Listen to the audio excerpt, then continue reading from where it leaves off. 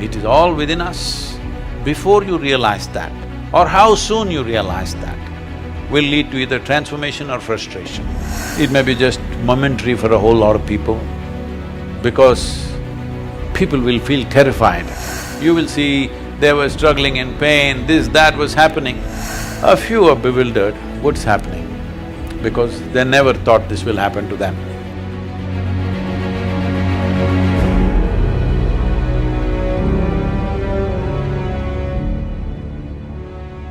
Okay, Sadhguru, I'm going to ask you to move to this poem called Human on page 112. Oh, I like that number.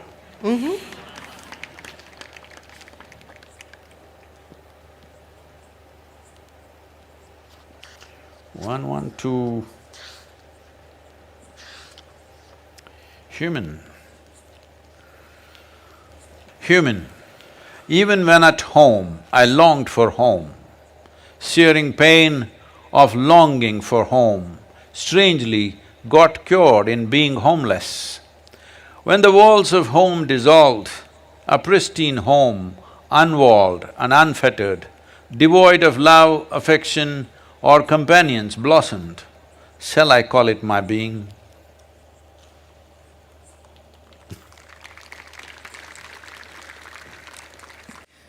But this is a poem about home, and it is also a poem about… It's a poem about a kind of homesickness, and then it's a poem about a kind of homelessness, and then it's a poem about homecoming. And I wanted you to tell us more about that journey, because I think in some way many of us have shared that journey, but not on the level of… not in the profundity that you're talking about it here, but I think many of us have had glimpses of that journey. Is this the blueprint for almost every seeker? Yeah, I would say there's literally no human being who is not confronted with a thought and an emotion like that, but they manage to brush it aside.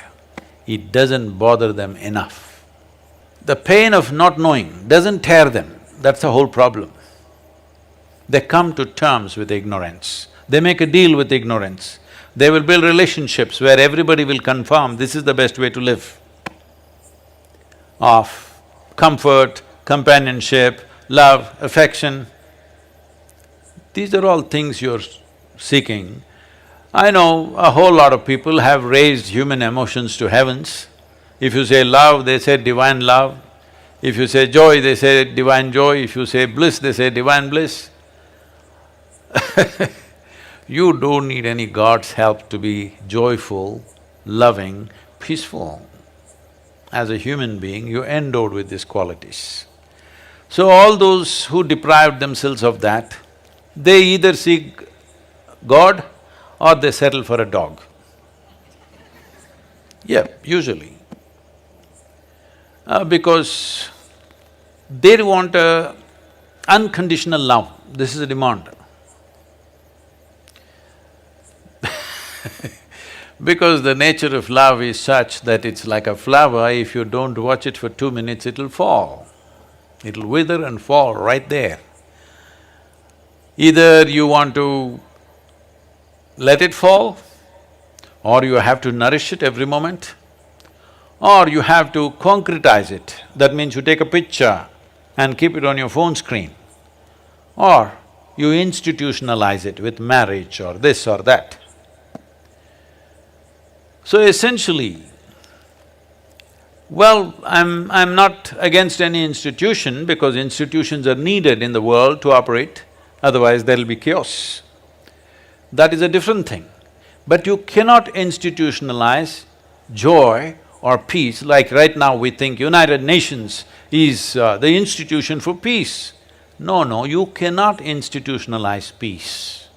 You cannot institutionalize joy. You cannot institutionalize love or anything for that matter. Institutions are functional instruments in a given society.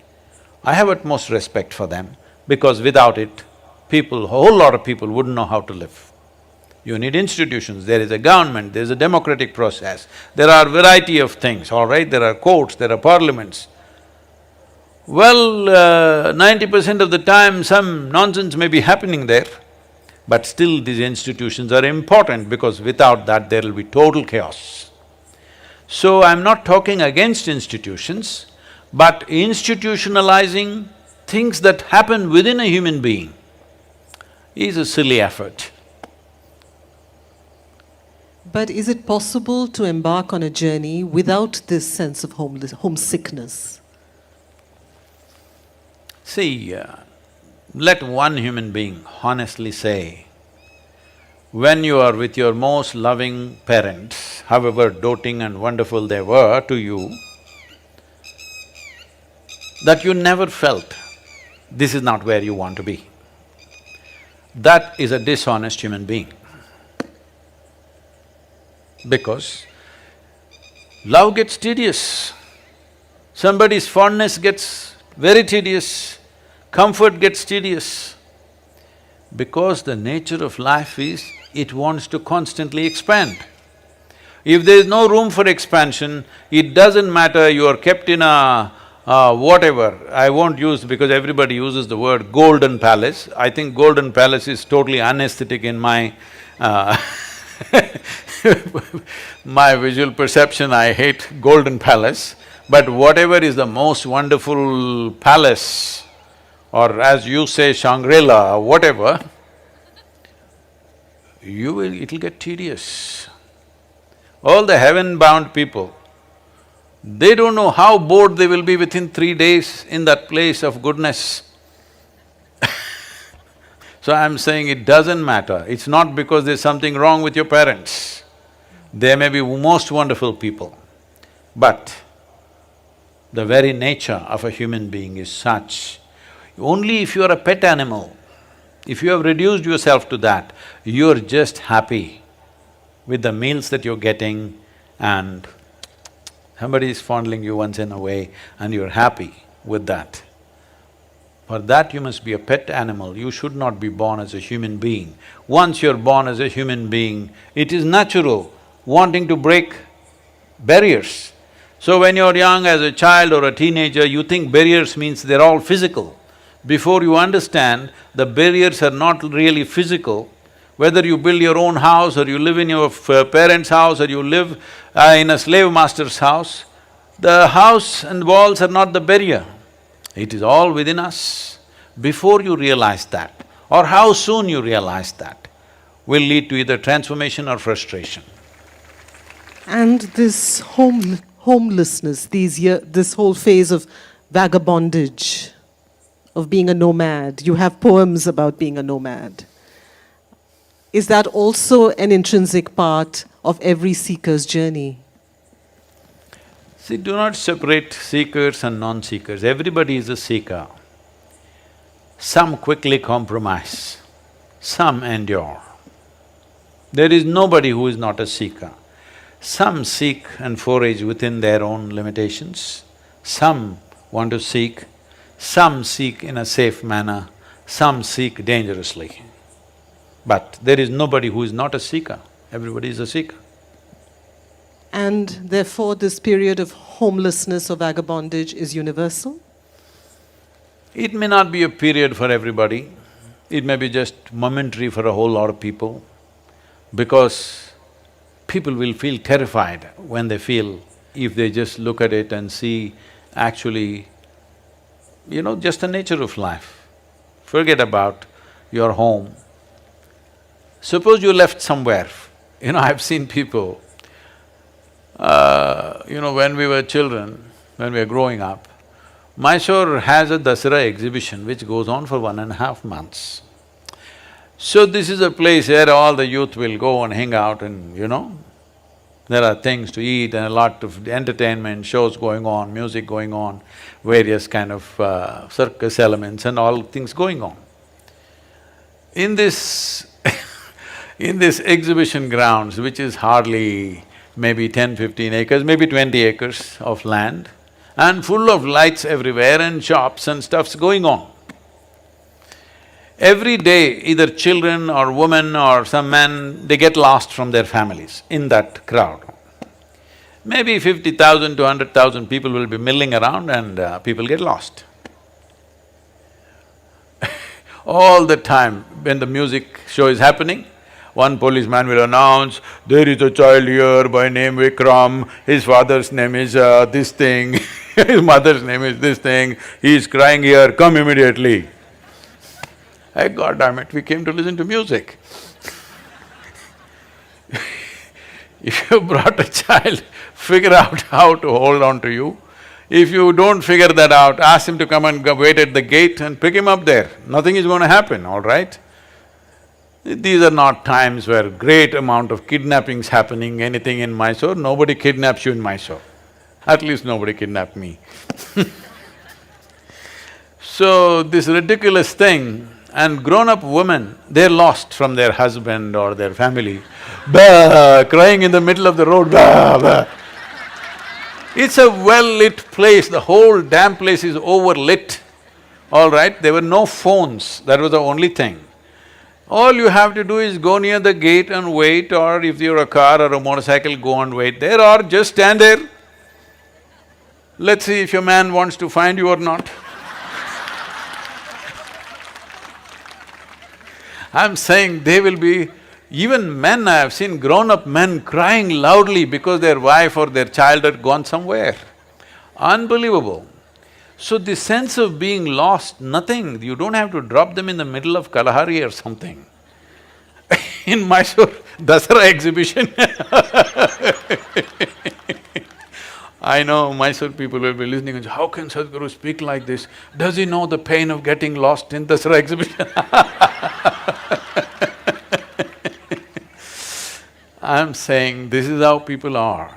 I've seen people in the jungles when some of my friends came with me, in the forest, not even deep inside, just in the borders of the forest. Somewhere they go here, there and they get lost. They're just few meters away somewhere and they can't see us. Bah! They start crying. Grown-up boys. I've been lost in the forest for days and weeks. Don't know where the hell I'm going. I know if I keep walking some road, something will come.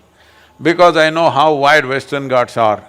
At the most 150, 200 kilometers if I walk, I will come to the coast or to some city. But in the meantime, you should see how people behave.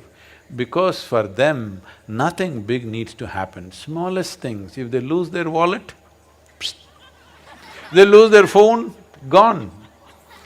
Everything is gone, all right? So they don't have to lose their life. This is why I said, when a time comes when you're going to lose your body and everything that you know as life, either terror will come when they first realize that, but slowly as life starts ebbing, it gives you a certain anesthetic. This is the nature of life. Because life doesn't just pop out like this, it is leaving slowly. As it starts leaving slowly, you will see there is a kind of an anesthetic, there's a kind of comfort that they come to. You will see they were struggling in pain, this, that was happening, but as death is slowly coming, approaching, last few days you see they become peaceful, nice, some of them even joyful. A few are bewildered, what's happening? Because they never thought this will happen to them. So, being lost is not about a certain situation, it is the nature of life. It is the nature of life. You have been given the intelligence to find out what is the nature of life. If you did not have the intelligence, if you were like any other creature, none of them have those problems. They're never lost, they're all fine. Physically, they may be lost in the terrain sometimes, but otherwise they're just fine. They never feel lost. This is the greatest privilege that human being has. You can be lost. Just believe me, if you cannot be lost, obviously you're chained, isn't it? You're chained? Of course. See, these days I've seen, especially in United States, people are taking their children with a… what do you call this? On a leash? A leash, like a dog leash. They can pull it, there is a thing where you can shorten the leash or lengthen the leash according to the traffic and whatever else is happening. A child is running, it's on a leash. Maybe for single mothers, it's a convenient way of handling, I can understand, there are no 2, 3 people to run after the child. The mother doesn't have the energy of the child because he runs all over the place. Maybe it's a practical solution, I'm not commenting about that. But one who is on the leash or a chain cannot be lost, isn't it? You need to understand, being lost is a great privilege because you are not on a chain.